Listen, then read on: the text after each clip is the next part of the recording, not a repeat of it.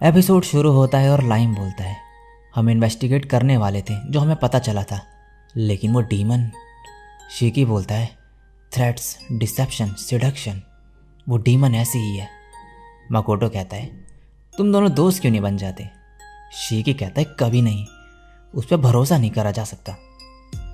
मकोटो बोलता है, उसने उन लोगों के बारे में पता लगा लिया जो उनसे कनेक्टेड थे, वो भी कुछ ही दिनों में। मैं रोना के साथ हमारे फ्यूचर प्लान डिस्कस करूंगा। नेक्स्ट दिन में मकोटो रोना से मिलता है। रोना कहती है, मैं सिटी छोड़ के जा रही हूँ क्योंकि मैंने अपना गोल अचीव कर लिया है। क्या तुम ऑर्गेनाइजेशन से निपट लोगे? मकोटो कहता है, क्या इसका मतलब है कि कारेन फोर्स भी जा रही है? ये कहती है, माफ़ करना, लेकिन तुम्हारी क्लास में अब एक स्टूडेंट कम होगी।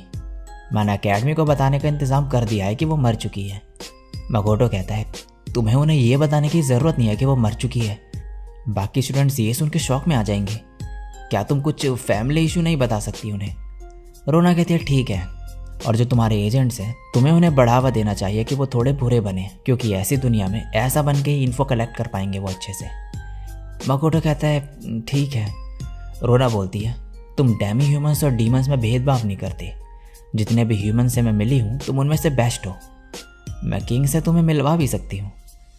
वो 10 डेमी ह्यूमंस और शीकी, तुम्हें उन्हें छोड़ देना चाहिए। मकोटो कहता है, क्या मतलब?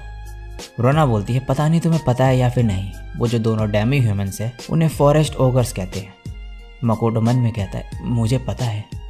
अब रोना बोलती है, कुछ लोग उन्हें डीमन किंग की आर्मी में रिक्रूट करना चाहते थे, लेकिन उनकी स्पीसीज जो है किसी को सर्व नहीं करती है।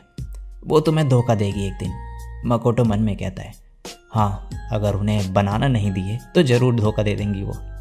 रोना बोलती है, और शीकी, वो पोजेस्ड है एक लिच के द्वारा। मकोटो मन में कहता है, वो पोजेस्ड नहीं है, वो उसकी एक्चुअल बॉडी है। रोना कहती है, उसे लार्वा कहते थे। मैंने उसके खिलाफ और उसके साथ भी काम किया है और उस पर भरोसा नहीं किया जा सकता। मकोटो मन में कहता है, शीकी और रोना तो एक जैसे ही सोचते हैं, दोनों ने एक ही चीज़ बोली।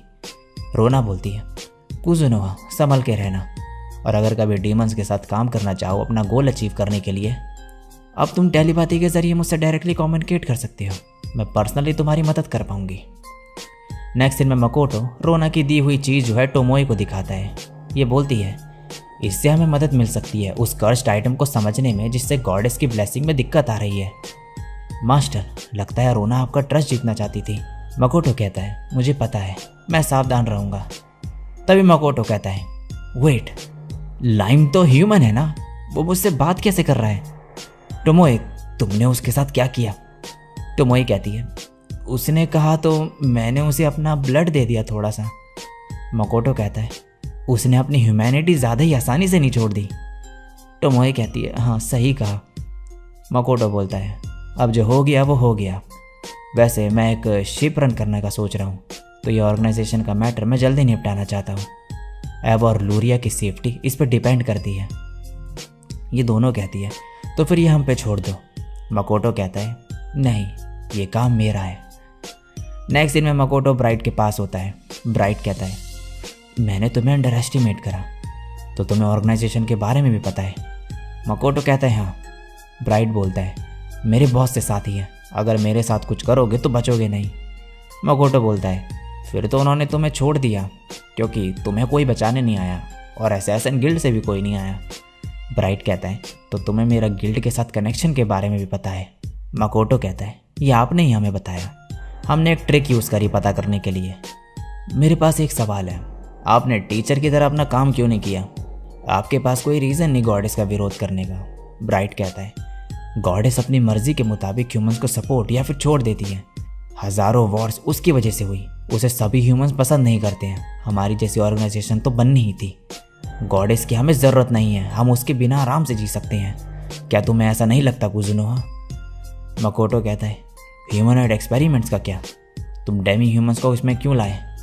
ब्राइट कहता है, हम ह्यूमंस खुद को सैक्रिफाइस कर रहे हैं, डेमी ह्यूमंस के साथ भी ऐसा ही होना चाहिए।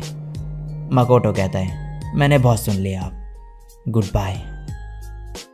नेक्स्ट दिन में अकेडमी दिखाई जाती है और यहाँ पे शिफू और यूनो दिखाई जाती है, जिन्हें देख के सभी बच्चे डर रहे होते हैं और बात कर रहे होते हैं कि ये वापस आने के बाद अच्छा बिहेव कर रही हैं और इसने उन लड़कियों को धमकाया जो कुजुनोहा के पीछे थी। और यहाँ पर जो एल्यूम गांड होता है उसको दिखाया जाता है, जो ठीक हालत में नहीं होता। इसके साथ ही इसके पास आते हैं तो ये कहता है नहीं मैं ठीक हूँ, और फिर जाते हुए बोल रहा होता है थोड़ा और, मुझे थोड़ा और चाहिए। नेक्स्ट सीन में इन सभी को पता चलता है कि कारिन को किसी फैमिली इशू के कारण जो है अकेडमी छोड़नी पड़ी, और अब शिफू और यूनो को इनके साथ लेसन अटेंड करना पड़ेगा। और अब ये बात कर रहे होते हैं आपस में कि ब्लू लिजर्ड काफ़ी पावरफुल है, और सब मिलके प्लान बनाते हैं उसे हराने का। नेक्स्ट सीन में शीकी कहता है समर ब्रेक से पहले ये तुम्हारा आखिरी लेसन होगा। अब मकोटो कहता है ये ब्लू लिजर्ड है जिससे तुम पहले लड़े थे, और यह है एक और ब्लू लिजर्ड ज़ूवी। ये कहता है क्या एक और? मकोटो कहता है हाँ, एक से लड़के तुम कुछ नहीं सीखोगे। अब एलिया कहती है क्या ये दोनों सेम स्ट्रेंथ के हैं? मकोटो कहता है ब्लू लिजर्ड स्किल्ड है ज़्यादा, लेकिन जो ज़ूवी है वो स्ट्रॉन्ग है ज़्यादा। और नेक्स्ट सीन में ये सभी बुरी तरीके से हार चुके होते हैं दोनों ब्लू लिजर्ड से। अब जो है समर ब्रेक का टाइम आ चुका होता है, और मकोटो कह रहा होता है रेम्ब्रांड ने मुझे लेटर लिखा था कि उनकी डॉटर को घर भेज दूँ क्योंकि वो जा ही नहीं रही है वापस। तभी यहाँ पर ये सभी स्टूडेंट्स आ जाते हैं और मकोटो से समर ब्रेक में भी इन्हें ट्रेनिंग देने को कहते हैं। मकोटो सोचता है अगर शिफू और यूनो घर नहीं गए तो रेम्ब्रांड का क्या होगा, और शीकी से कहता है शीकी क्या हमारे पास कुछ काम है? शीकी कहता है हम वीक में एक बार इन्हें ट्रेनिंग दे सकते हैं। मकोटो बोलता है तुम्हें ये नहीं बोलना था। फिर इन बच्चों की शक्लें देखकर कहता है ठीक है वीक में एक बार ट्रेनिंग दे दूंगा। ये सभी अब खुश हो जाते हैं। मकोटो बोलता है लेकिन शिफू और यूनो तुम्हें समर ब्रेक आधा ख़त्म होने के बाद घर जाना होगा, और ये मान जाती है। फिर दूसरी तरफ यहाँ पर जो एबा है वो बुक ढूंढ रही होती है कोई, क्योंकि मकोटो ने इसे खतरे से बाहर निकाला, और ये इसे कहती है कि अगर किसी दिन मैंने कैलोनियन वापस हासिल कर लिया तो मैं तुम्हें आइसलैंड फैमिली लैंड का कुछ हिस्सा दे दूंगी। लेकिन मकोटो ये लेने से मना कर देता है और कहता है कि मुझे एक बुक दे दो, और प्रेजेंट में यह मकोटो के लिए एक बुक निकाल रही होती है। नेक्स्ट सीन में ये लोग ब्लू लिजर्ड से पहले से बेहतर लड़ते हैं। शीकी कहता है बढ़िया, अब तुम ब्लू लिजर्ड की वर्जन 2 से लड़ो, और अब ये थोड़ा और स्ट्रॉन्ग हो जाता है, और अब ये सभी इससे लड़ने लगते हैं, लेकिन ब्लू लिजर्ड जो है इन्हें जमा देता है। दूसरी तरफ जो ज़ूवी होती है इनसे बाकी बचे हुए बच्चे लड़ रहे होते हैं। मित्रा कहता है शिफू इस जर्क को मारो। ये सुनकर ये गुस्से में आ जाती है और इन्हें बुरी तरीके से मारने लगती है। ये कहते हैं ये अचानक से इतनी ताकतवर कैसे हो गया, और ये सभी को बुरी तरीके से पीटने लगती है। इसके बाद ये लोग मकोटो से पूछते हैं कि अचानक से इतना ताकतवर कैसे हो गया। मकोटो कहता है असल में ये एक फीमेल है, तो जब तुमने इसे जर्क कहा तो ये गुस्से में आ गई। अभी तक ये सिर्फ अपनी पावर्स का 1/10 यूज़ कर रही थी। ये सुनकर ये सभी हैरान हो जाते हैं और फिर कहते हैं प्लीज़ हमें इनके साथ एक और मैच करने दो। मकोटो कहता है ठीक है, एक लास्ट राउंड। नेक्स्ट सीन में मकोटो इन सभी को खाना खिलाता है, और जब सब जाने लगते हैं मकोटो कहता है शीकी क्या तुमने इनसे कुछ कहा? शीकी कहता है तो आपने नोटिस कर लिया, मैंने इन्हें मॉन्स्टर से लड़ने को और लेवल बढ़ाने को कहा है इनका। मैंने इन्हें एक अच्छी जगह दिखा दिया लेवल बढ़ाने के लिए। मकोटो कहता है बढ़िया क्या शीकी, लेकिन ये खतरे से बाहर नहीं अभी भी। वैसे क्या बनाना पड़े हैं शॉप में?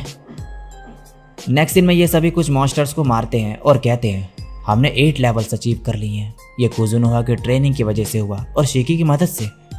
और यहाँ पर अबेलिया कह रही होती है मैं शीकी से प्यार करती हूँ, और फिर रात में भी कह रही होती है उनकी शादी तो नहीं हो रखी ना।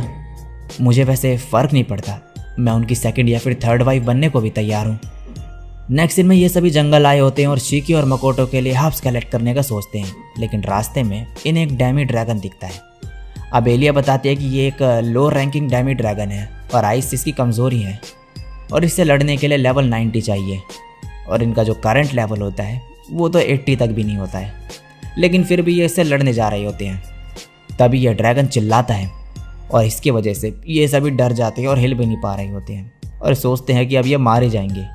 लेकिन तभी यहाँ पर जो एरिस आ जाती है और इसे पकड़ लेती है, और एबेलिया मन में कहती है ये तो बहुत छोटी है। ये इसके पैर में मार के कहती है मैं छोटी नहीं। अबेलिया कहती है इसने मेरे मन की बात कैसे समझ ली।